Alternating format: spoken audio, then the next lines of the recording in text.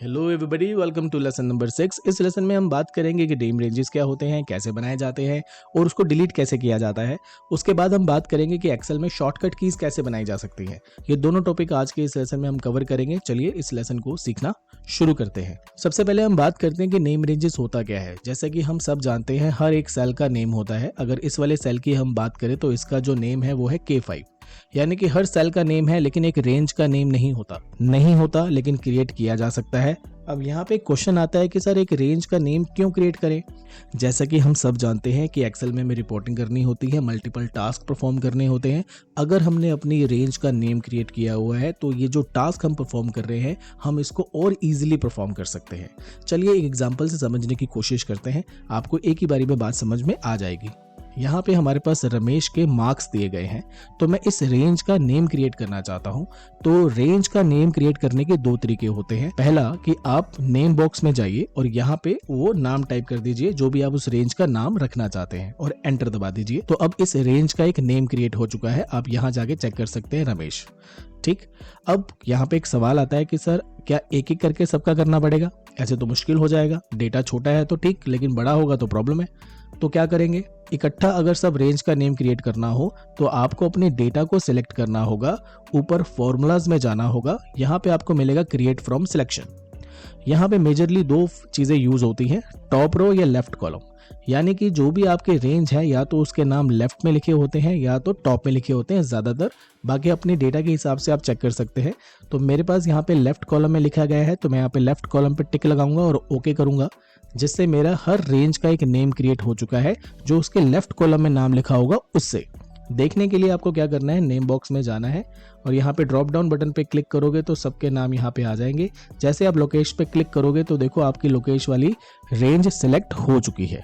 Right, अब हमें name create करना तो आ गया। अब एक सवाल आता है कि सर हमने ऐसा किया ही क्यों। उसको समझने के लिए हम शीट 1 पे चलते हैं। हमें यहाँ पे बोला जाता है कि रमेश के टोटल मार्क्स को लेकर आओ। तो नॉर्मली हम पहले क्या करते थे, इक्वल टू सम लगाते थे, ब्रैकेट ओपन करते थे, अपनी शीट पे जाते थे और रमेश की रेंज को सिलेक्ट करते थे, एंटर करते थे, आंसर आ जाता था। अब हमें ये करने की जरूरत नहीं पड़ेगी।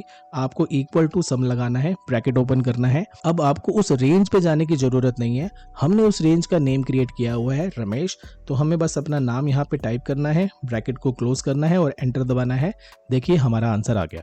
अगर हमने अपनी रेंज का नेम क्रिएट किया हुआ है तो इससे हमें क्या हेल्प होगी कि हम इसे पूरी फाइल में कहीं पे भी एक्सेस कर सकते हैं। हमें उस पर्टिकुलर रेंज पे जाने की जरूरत नहीं पड़ेगी।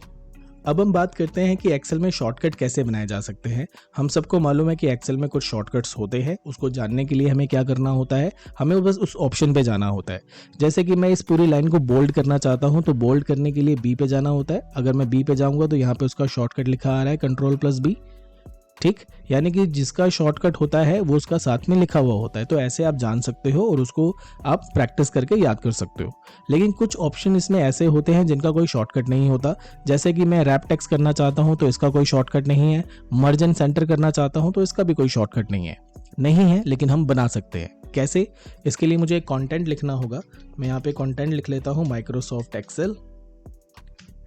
अब इसके बाद मैं देख पा रहा हूँ कि जैसे ये ओवरलैप हो रहा है, मैं इसे रैप करना चाहता हूँ लेकिन रैप का कोई शॉर्टकट नहीं है। तो कैसे क्रिएट होगा, हमें कीबोर्ड पे जाना है, ऑल्ट प्रेस करना है। जैसे हम ऑल्ट प्रेस करेंगे तो ऊपर जितने भी हमारे टैब्स होते हैं सबके शॉर्टकट हाईलाइट हो जाते हैं। जो रैप टेक्स्ट करना है ये होम टैब के अंदर आता है, तो मुझे पहले H प्रेस करना होगा। जैसे हम H प्रेस करेंगे तो होम टैब के अंदर जितने भी ऑप्शंस होंगे उनके शॉर्टकट्स हाईलाइट हो जाएंगे। मुझे रैप टेक्स्ट करना है तो इसका शॉर्टकट क्या है, W। अगर मैं इसको थोड़ा सा फास्ट आपको बताऊं तो उसका शॉर्टकट क्या बना, Alt+H+W। राइट, कीबोर्ड से करके देखते हैं। यहाँ पे मैंने क्लिक किया, मैं कीबोर्ड पे गया, Alt+H+W। आप देखेंगे कि हमारा रैप टेक्स्ट अप्लाई हो गया है। तो इस तरीके से जिन ऑप्शंस के शॉर्टकट नहीं है आप ऑल्ट प्रेस करके शॉर्टकट्स क्रिएट कर सकते हैं।